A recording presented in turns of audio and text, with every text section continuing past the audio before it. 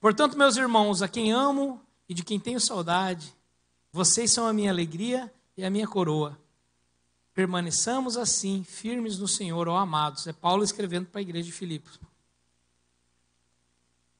Versículo 2. Eu rogo a Evódia e a Sintique que vivam em harmonia no Senhor. Sim, peço a você, leal companheiro de jugo, que as ajude, pois lutaram ao meu lado na causa do Evangelho, com Clemente meus demais cooperadores. E seus nomes estão no livro da vida. Aqui dá a impressão que ele está exortando Evódia e Sintique, dizendo, viu, não sei o que tem entre vocês, mas eu rogo que vocês vivam em harmonia ao Senhor. E aí fala para quem ele está escrevendo aqui, eu peço que você ajude as irmãs lá, tá bom? Porque eles lutaram ao meu lado no Evangelho, e os seus nomes estão no livro da vida. Versículo 4, onde começa aqui a gente toma aquilo que ele está escrevendo para os discípulos dele, a partir do versículo 4, a gente toma como se Paulo estivesse escrevendo diretamente para mim e para você, amém? Então vamos lá no versículo 4. Alegrem-se sempre no Senhor, novamente eu digo, alegrem-se. Seja a amabilidade de vocês conhecida por todos. Perto está o Senhor. Não andem ansiosos por coisa alguma, mas em tudo, pela oração e súplicas e com ação de graças, apresente os seus pedidos a Deus. E a paz de Deus, que excede todo entendimento, guardará o vosso coração e a vossa mente em Cristo Jesus. Versículo 8. Finalmente, irmãos, tudo que for verdadeiro, tudo que for nobre, tudo que for correto, tudo que for puro, tudo que for amável, tudo que for de boa fama, e se houver algo excelente ou digno de louvor, pensem nessas coisas e ponham em prática tudo que vocês aprenderam, receberam e ouviram e viram em mim. E o Deus da paz estará com vocês. Diga comigo, Deus da paz. Então Paulo está nesse trecho trazendo uma exortação aos discípulos dele, né? E ele está escrevendo, então, aos irmãos da igreja de Filipos, e nesse trecho ele está exortando para Evódia e Sintique que vivem em harmonia no Senhor. Se ele pediu que elas vivessem em harmonia, provavelmente estejam com dificuldades. A gente vê na linguagem constante de Paulo o desejo da unidade. Efésios 4, citei hoje de manhã, ele fala para eles, eu rogo que vocês vivam de maneira digna a vocação que fossem chamados, com toda humildade, com toda mansidão, sendo suporte uns aos outros em amor. Ele fala lá em Efésios 4. E diligentemente se esforçando para manter a unidade que há entre vocês. Para manter a unidade por meio da paz, que é o vosso vínculo com o Espírito.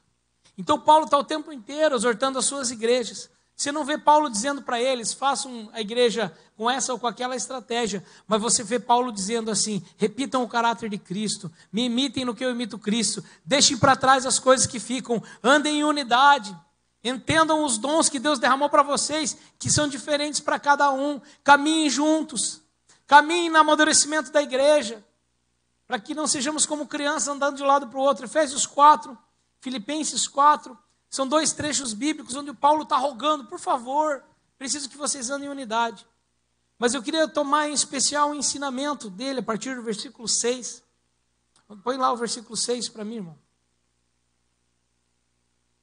Onde ele diz, não andem ansiosos por coisa alguma.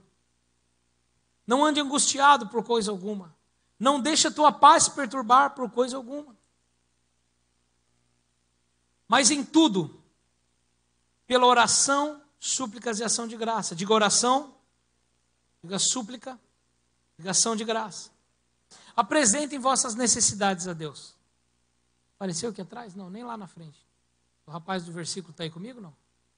Cadê, irmão? Deixa aqui. Então leia comigo na sua Bíblia, irmão, né? A gente já tinha, muito antes de ter teleprompts, né? A gente já tinha a Bíblia conosco, amém? É bom porque crente que começa a ver muita televisão e para de folhear a Bíblia, depois tem dificuldade de achar as coisas na Bíblia.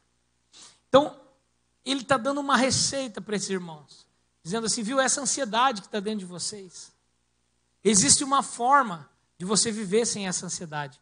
Existe um exercício, Existe uma maneira de você construir paz. Porque quando nós andamos em ansiedade, nós começamos a perder a paz uns com os outros. É ou não é, esposas? Quando o marido chega em casa e não recebeu aquela, agora não precisa mais, irmão, obrigado. Depois a gente fica aí, depois a gente põe de novo. Quando o marido chega em casa e a comissão veio faltando 30%, porque o chefe deu uma desculpa besta, aí o marido chega em casa, né? Ansioso, angustiado, que vai fazer o final do mês, vira aquele, tira o grito cavalo de pau dentro de casa, né?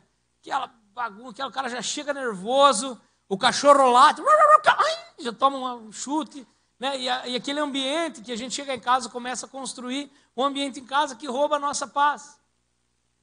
E isso não acontece hoje, isso acontece há 2000 anos, e se você for pegar o Velho Testamento, acontece há muito mais tempo.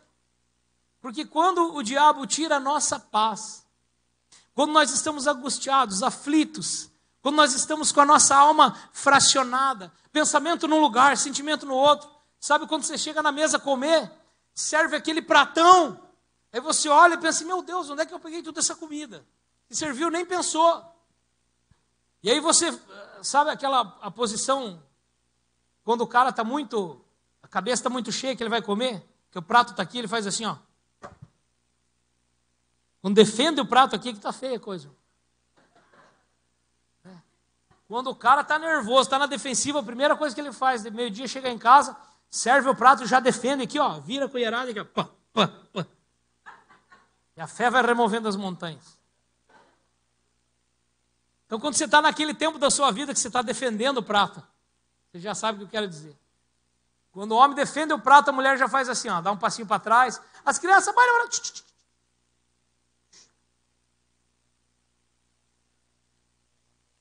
não façam movimentos bruscos. Silêncio. Não faça barulho alto. Não alimente os animais. Ou alimente, né? Porque se alimenta dá menos problema.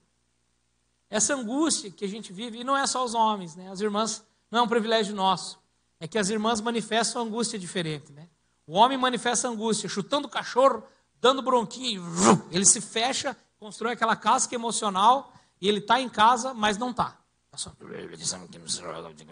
O corpo dele está aqui comendo. E o cara come. Quantos lembram do Zé Buscapé? Ô Zé! Petúnia! Faz comida do seu pai. E o Zé... O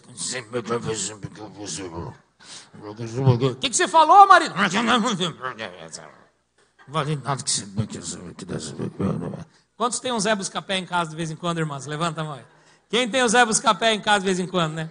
Se não sabe o que está acontecendo, só tem aquela nuvem escura dentro de casa e um som de besouro, assim. Só falta fazer.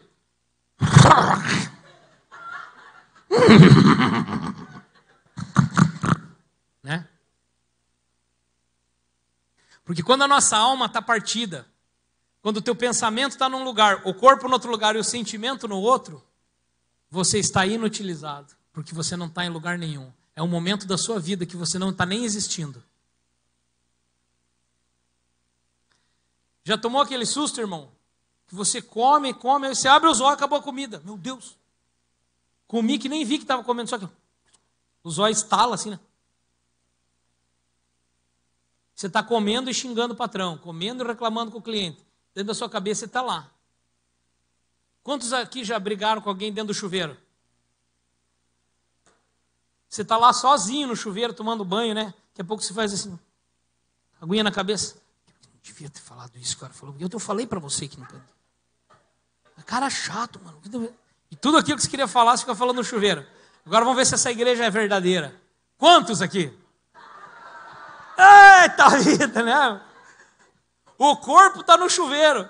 E aí vai ter outro problema. Chega no fim do mês, quinhentão de conta de luz, né? É tanta briga no chuveiro que você paga com a alma e paga com o bolso ainda a briga do chuveiro, né?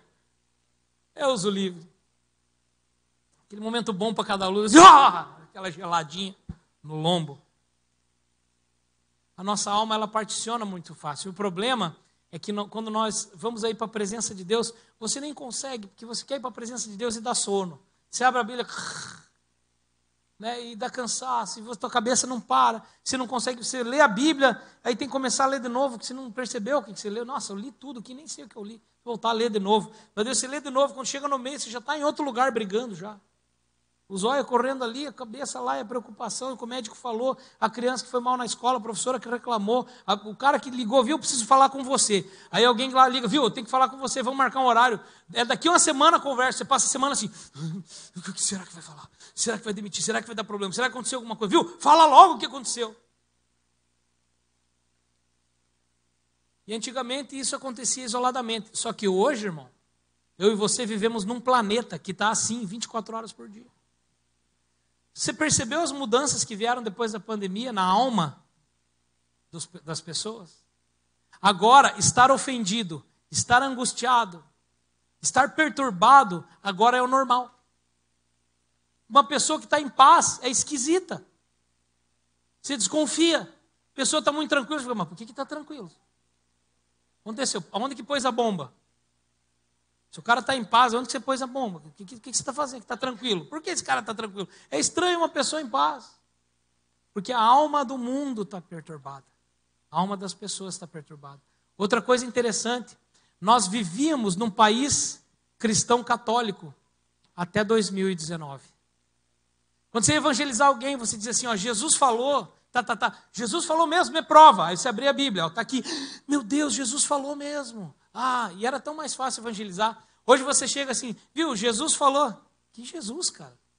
Que carinha que os caras dizem que apareceu lá 2000 anos atrás e saiu voando no final.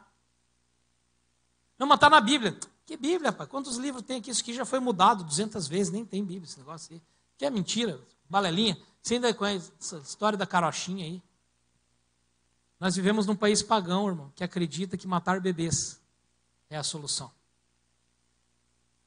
Que acredita que o Estado ter poder sobre os seus filhos para ensinar o que eles quiserem é a solução. Que acredita que os pais são opressores dos filhos quando dizem para o menino, azul é azul, rosa é rosa. Que os pais são opressores quando falam para a criança, viu, você precisa estudar. Ah, mas eu não quero. Não, você vai estudar. Mas eu não quero, eu não vou. Ah, você não vai? Vem cá que eu vou te mostrar. Né? A gente não pode nem ter aquela conversa entre os dentes que a mãe tinha com a gente. Eu falei, ai, meu pai é opressor. Ah. Meu pai está me oprimindo. Homem mau, muito mal. Não é de perder a paz morar num planeta desse, irmão? Onde bandido ganha prêmio para roubar. E quem levanta a voz contra a injustiça vai preso. E não é só o Brasil, irmão. Nós vivemos num país onde se você se sentiu ofendido, nós vivemos num mundo onde se você se sentiu ofendido, você pode entrar no país de outra pessoa, estuprar, degolar a criança, pendurar homem em estaca, violentar, filmar, posta na internet e as pessoas vão sair na rua defendendo você. Que estuprou, matou e postou na internet. Esse é o planeta em que nós vivemos. Onde as pessoas não precisam conhecer a história e não precisam conhecer a verdade. Elas só precisam ficar ofendidas. E quando ele ficou ofendido, agora ele pode fazer o que ele quiser. E aí não interessa a sua vida, não interessa a sua família, não interessa seus filhos, não interessa nada. Vão acabar com você, porque ficaram ofendidos com você. Nós vivemos numa geração que o poder do homem é estar ofendido. E nós pregamos um evangelho que ofende a pessoa, que ofende o pecado. Como assim ofende? É ofensivo, querido. Porque para as pessoas é ofensivo descobrir que está errado. Para as pessoas é ofensivo ter um Deus que tem errado e que tem certo. As pessoas não querem um Deus, que Deus diga para eles o que é errado e o que é certo. As pessoas querem eles terem o conhecimento do bem e do mal, de acordo com o que eles pensam. E no meio dessa confusão, tem uma geração de homens e mulheres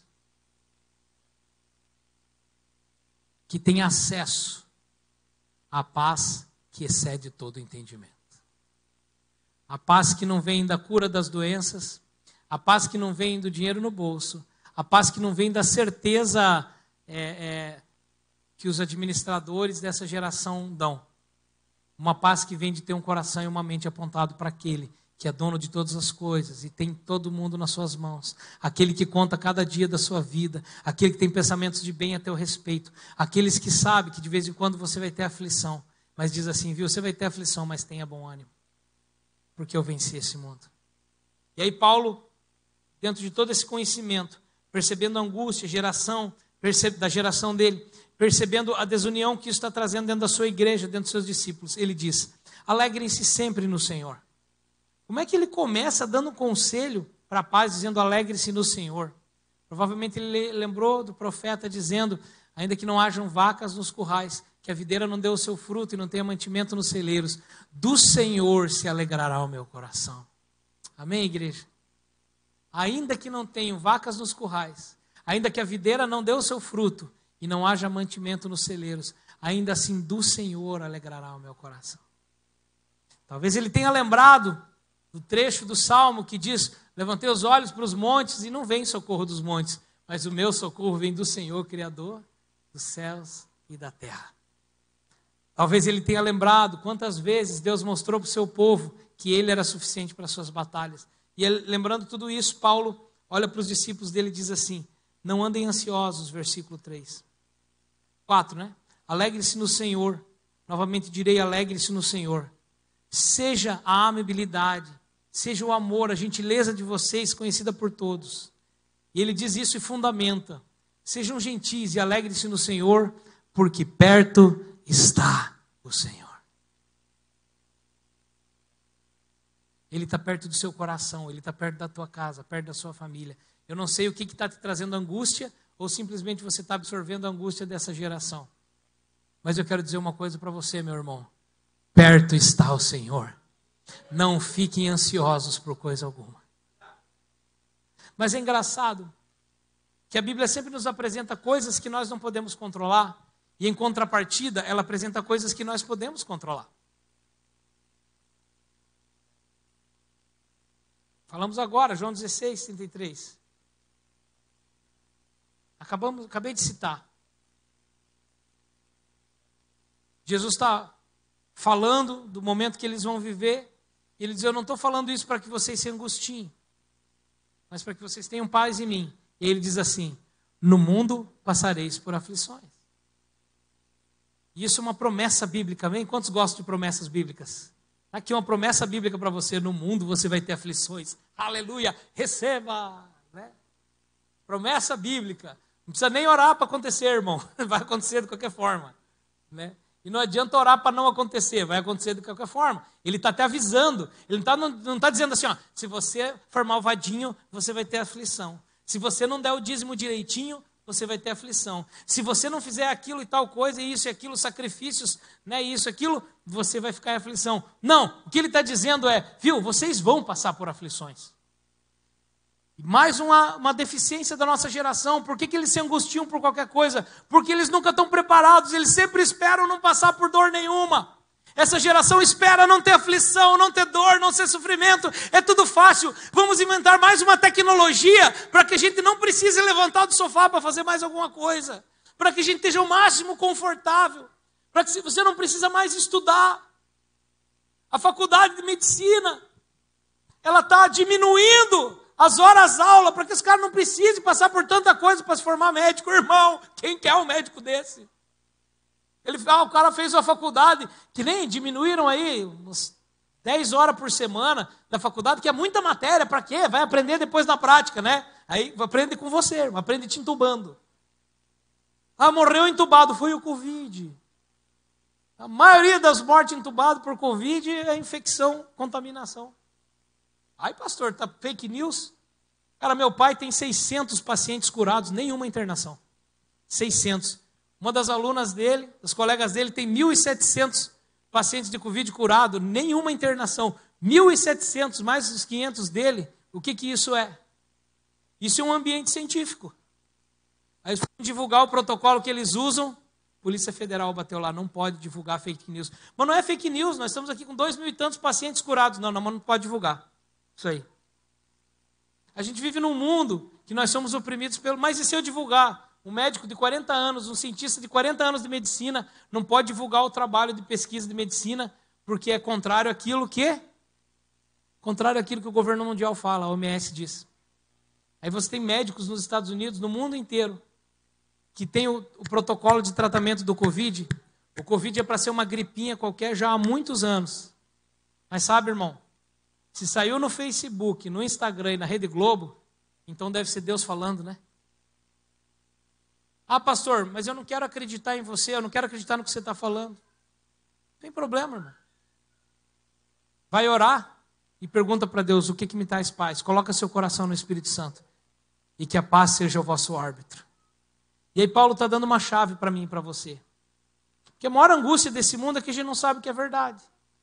Por quê? Porque pode um médico, são mais de 3 mil médicos, os médicos pela vida no Brasil, os médicos que usaram o protocolo, que tem a cura do Covid. Um cara que foi preso e teve o CRM dele cassado no Brasil, acabou de receber o prêmio Nobel como um dos cientistas mais funcionais desse século. Lá fora, no Brasil, ninguém fala nisso, porque aqui no Brasil, a pesquisa dele do Covid foi barrada, não foi possível usar e cassaram o CRM dele. Aí ele foi para fora, apresentou a mesma pesquisa, exaltado lá nas nações como um cientista. Mas aqui no Brasil não. Por quê? Porque é importante que o brasileiro não tenha esperança. Porque se o brasileiro perder a esperança, ele é fácil de comandar. Ah, você está falando do governo que nós temos hoje? Não, irmão. Pode vir quem quiser governar. Nossa luta não é contra carne e sangue ou contra maus governadores. Nossa luta não é contra carne ou sangue ou contra o próximo presidente ou o atual. A nossa luta é no reino do Espírito. Homens e mulheres que o coração está tão preparado em Deus, que mesmo no meio da maior tribulação, a paz que excede todo entendimento, enche os vossos corações. E essa paz se torna o guia daquilo que nós fazemos e deixamos de fazer. Quantos aqui querem ser guiados por Deus e não pelo que os homens falam? Aí eu te pergunto onde está o seu coração. E outra coisa, como que você vai ser guiado por Deus se você vive em angústia? Ninguém vivendo em angústia consegue escutar Deus. Você precisa que o teu coração aponte para Deus. Aí ele dá alguma coisa que você não pode controlar, viu? Deixa eu avisar vocês, no mundo vocês vão passar por aflição, já está avisado. Só que logo depois ele dá uma ordem sobre algo que você pode controlar. No mundo você vai passar por aflições, não tem controle sobre isso. Mas aqui, tenha um bom ânimo. Se ele deu uma ordem para você ter um bom ânimo, é porque você tem poder sobre o teu ânimo. Deus não ia dar uma coisa para você, uma ordem para você que você não pode cumprir. Você não tem poder sobre a aflição, irmão, você não tem poder nenhum sobre pandemia, sobre Covid, sobre dengue. Você não tem poder nenhum sobre nada disso. Sobre quem morre, sobre quem vive. Mas ele está dizendo, o importante é que sobre aquilo que você tem poder, você ouça a minha voz e vá. Tenha o seu ânimo bom, tenha o seu ânimo no Senhor. No mundo você vai passar por aflições, mas tenha um bom ânimo, alegrem-se no Senhor, porque eu venci o mundo. E ele fala ainda, eu não digo isso para que vocês fiquem perturbados. Não falei isso para que, eu falei essas coisas para que em mim vocês tenham paz. No mundo vai ter aflições, mas tenham bom ânimo. Tenham ânima boa, ou seja, tenham uma alma boa. Pensamentos e sentimentos bons. Mas na prática, como é que funciona? Na prática funciona aqui, versículo 6 de Filipenses 4. Não andem ansiosos por coisa alguma, mas em tudo pela oração, súplicas e com ação de graça. Apresente as vossas necessidades ao Deus. Coloca nessa nova Almeida aí para mim. Gostei muito dessa tradução, mas vamos lá. Não fiquem ansiosos, não fiquem preocupados. Ah, mas está muito adocicada essa tradução. Hein? Muito docinha, né? Ai, não fica triste. Não, ele está dizendo. Não fique, adorei.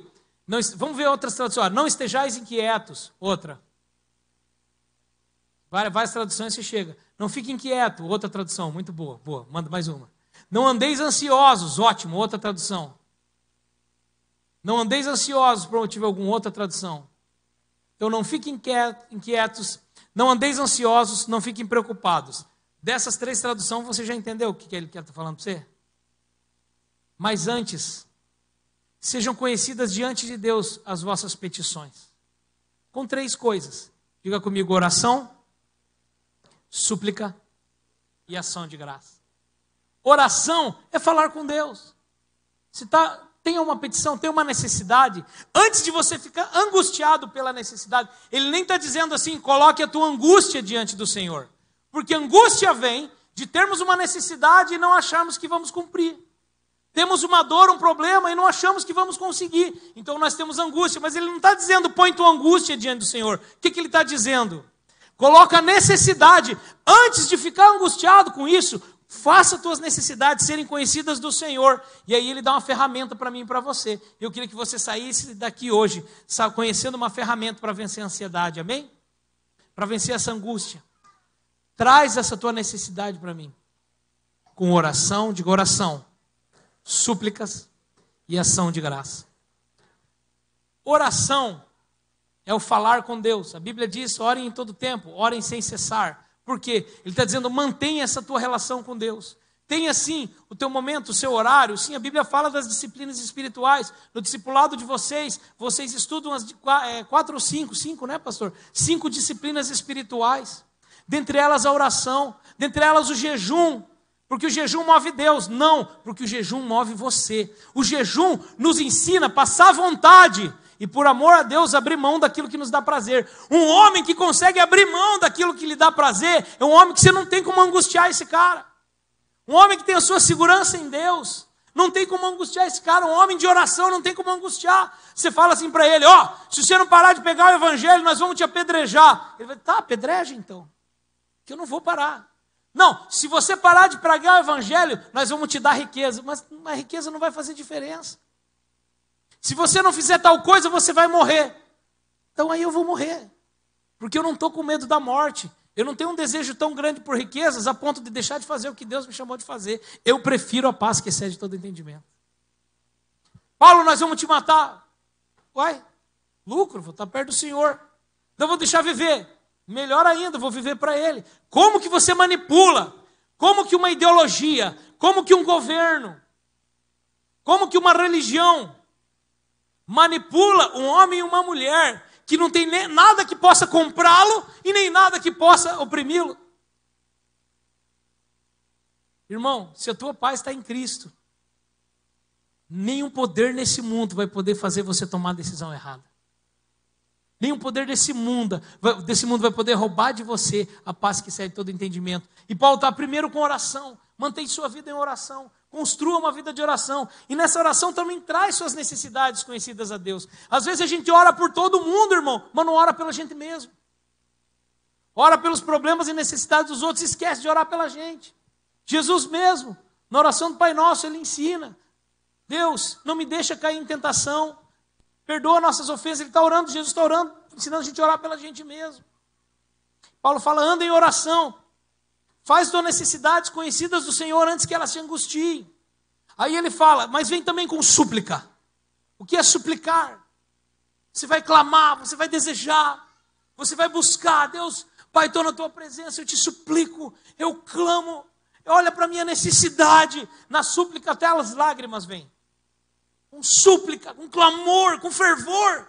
Então é oração constante, comunicar com Deus. O fervor do clamor e da súplica. E aí ele diz, e então, com ação de graças. Porque é um trio poderoso.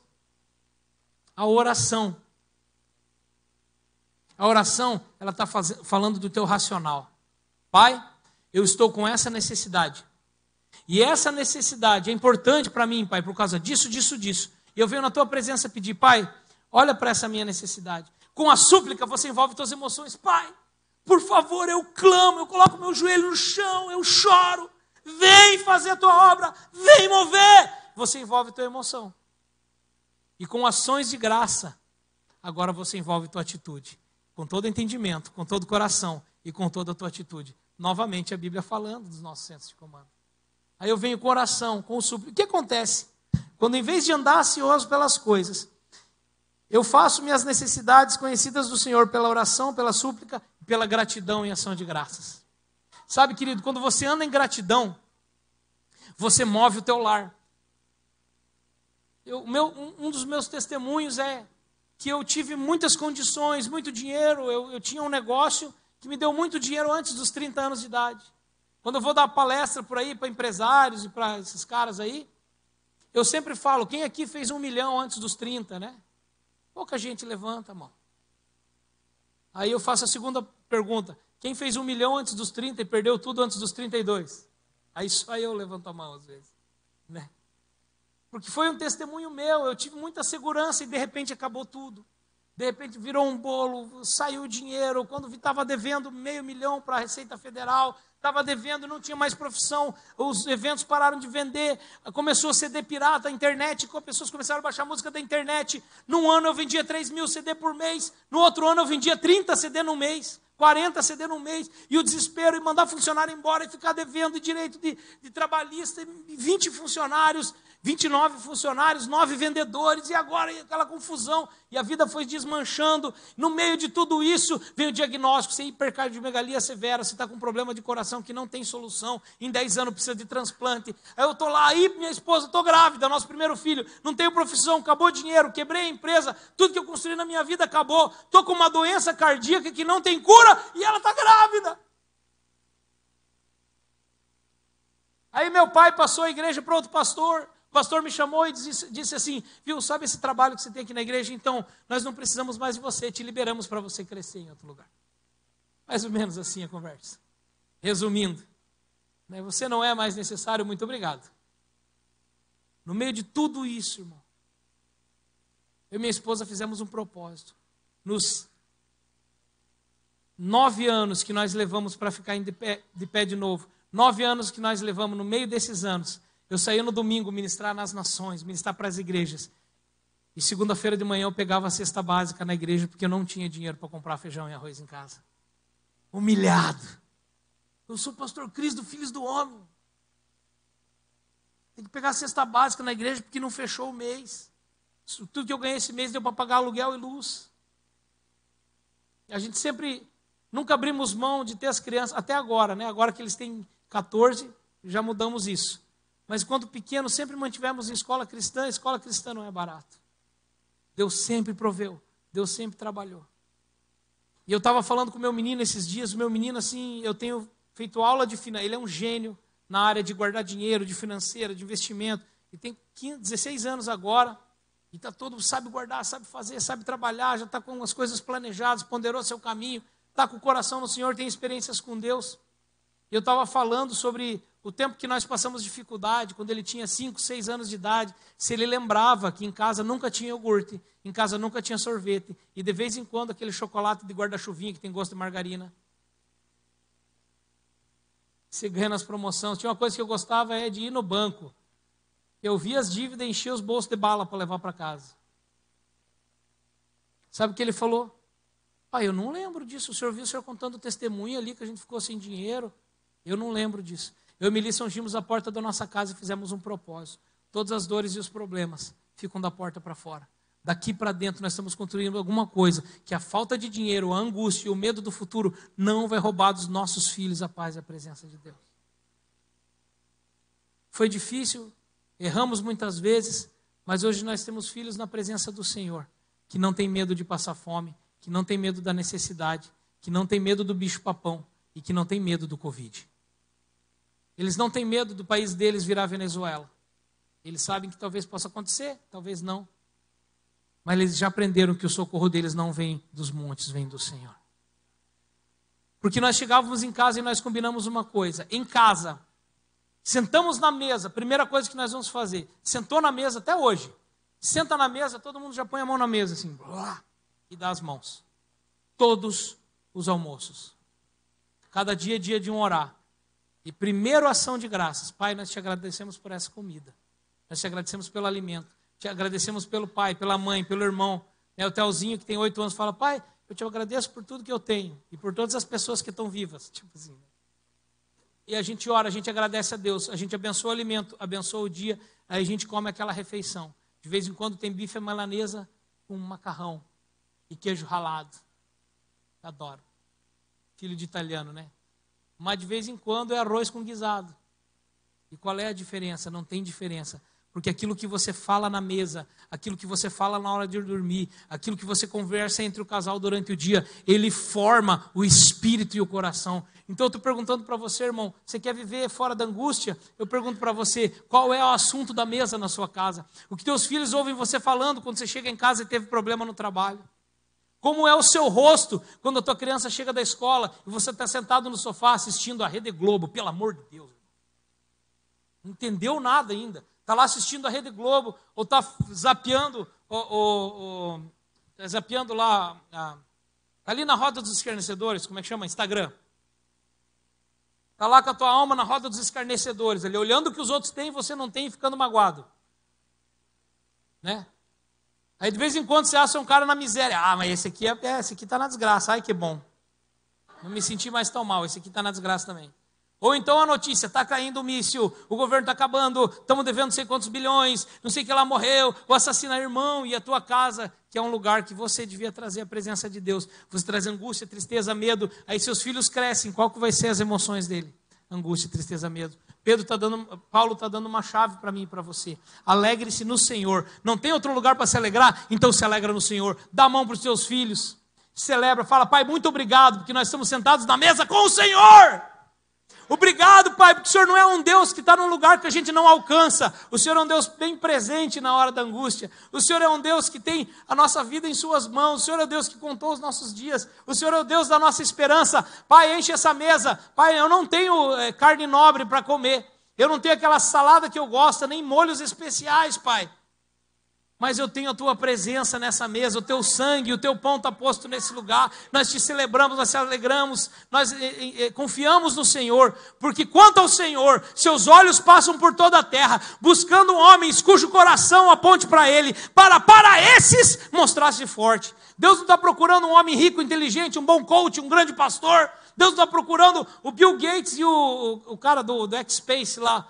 Como é o nome do louco? O Elon Musk. Deus não está procurando esses caras. Deus não está procurando o pastor da televisão. Deus não está procurando Silas Malafaia. Deus não está procurando os grandes homens para ele se mostrar forte para esses grandes homens. Tem um tipo de homem e mulher que Deus olha para aquela pessoa e diz, eu estou procurando esse tipo de pessoa. Por quê? Porque para esses daqui eu quero mostrar que eu sou forte. Para os outros, Deus está procurando um tipo de pessoa para se mostrar forte. Aquele cujo coração aponta para Ele. E esse vive nesse lugar. Versículo 7. E a paz de Deus, que excede todo entendimento, guardará o quê? Vosso coração e os vossos? Aonde que vai guardar? Então essa chave, irmãos, desse texto bíblico, eu nem vou aprofundar no resto. Quando ele diz, então finalmente, irmãos, tudo que for verdadeiro, tudo que for nobre, tudo que for correto, tudo que for puro, tudo que for amável, tudo que for de boa fama, se houver algo excelente ou digno de louvor, pensem nessas coisas.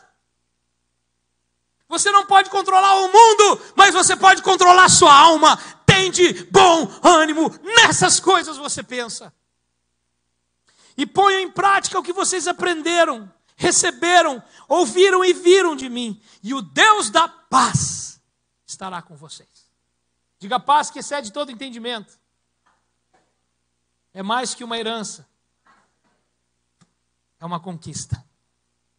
Deus te deu o poder, Deus te deu a chave, Deus te deu a atitude que você tem que tomar. Deus disse o que é para você fazer. Para que a paz que excede todo entendimento guarde o seu coração e os seus pensamentos em Cristo Jesus. Ser guardado em Cristo Jesus é interessante. Moisés falou, Deus, me mostra a tua glória. Só que na época de Moisés, Jesus não tinha vindo ainda, era a velha aliança. Se a glória de Deus aparecesse para Moisés, Moisés ia cair morto, e Deus precisava ainda de Moisés. Aí ele falou, Moisés, não posso, mas eu vou te esconder na fenda da rocha, e eu vou passar de relance de costas, e você vai ver a minha glória. E Deus escondeu Moisés na fenda da rocha. Por quê? Porque quando nós somos escondidos na rocha, nós podemos habitar na presença de Deus. Quantos estão escondidos na rocha aqui? Agora, sabe o que é mais interessante? 2000 anos depois, mais ou menos. Jesus veio em carne. O Espírito de Deus desce num homem. Jesus nasce do Espírito de Deus. E um dia ele está com seus discípulos, ele vai para um lugar que nós chamamos Monte da Transfiguração. E naquele lugar a glória de Deus começa a se manifestar. Jesus brilha, vem uma luz do céu, ele é transfigurado. Eles contemplam Jesus no seu corpo transfigurado. E naquele lugar a Bíblia diz que 2 homens Deus traz da eternidade. Quem é? Moisés e Elias, os 2 maiores intercessores da Bíblia. Os caras que mais viveram em oração. A Bíblia diz que não há profeta como Moisés houve. E Deus traz Moisés. E agora que Cristo, a rocha, está em carne, está naquele lugar, ele é a glória de Deus. Deus traz Moisés para responder a oração. Está aqui, Moisés. Esse é Jesus. Agora você viu toda a minha glória. E essa glória que Moisés pediu lá no Velho Testamento, e Moisés viu aqui no mesmo Testamento, no Novo Testamento, essa glória, irmão, ela é a paz que habita dentro de você. A glória, o poder de Deus habita dentro de você. Então esconda a sua família na rocha, para que a glória de Deus viva na sua casa. Com oração, com súplicas, com ações de graça. E que a mente dos seus filhos e o coração dos seus filhos, apesar da maldição que Paulo Freire traz no ensino brasileiro, através dessa desconstrução que é o ensino da escola brasileira hoje, desconstrução de linguagem, desconstrução de mentalidade.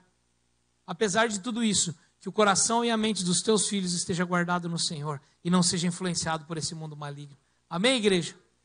Que a paz de Deus, que excede todo entendimento, e que o Deus da paz acompanhe vossos corações. Me permite orar por você? Pai amado, eu quero orar pela sua igreja, quero orar por cada um dos meus irmãos. E eu quero novamente orar a oração de Paulo, que ele fez pelos seus discípulos em Efésios. Que sobre o conhecimento que tendes de Cristo Jesus, o próprio Deus, Pai do nosso Senhor Jesus Cristo, derrame sobre vós espírito de sabedoria e revelação, e que iluminados os olhos do vosso entendimento, saibais o verdadeiro propósito da herança e do chamado que vocês têm recebido. Pai, revela o teu poder e revela a tua face para o teu povo. Em nome de Jesus, amém. Amém, queridos? Tenham um bom ânimo, que Deus os abençoe. Pastor, muito obrigado.